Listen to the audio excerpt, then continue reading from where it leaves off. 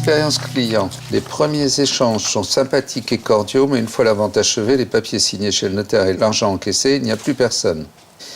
C'est vrai. Au final, ce dont on s'aperçoit, c'est que le client ne veut plus juste qu'on lui fournisse un bien.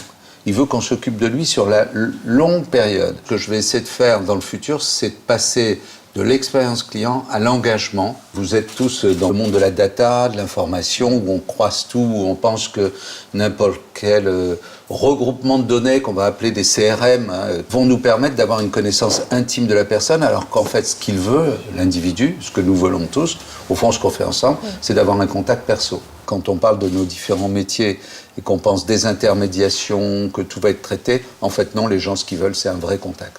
Black Mirror, ah oui, c'est exactement ce qu'il ne faut pas faire. Tout le sujet revient encore une fois et toujours à la limite de l'exercice de la connexion et de l'ensemble des sujets de la connexion. Prenons par exemple nos réseaux de franchise Century 21 et Guy-OK.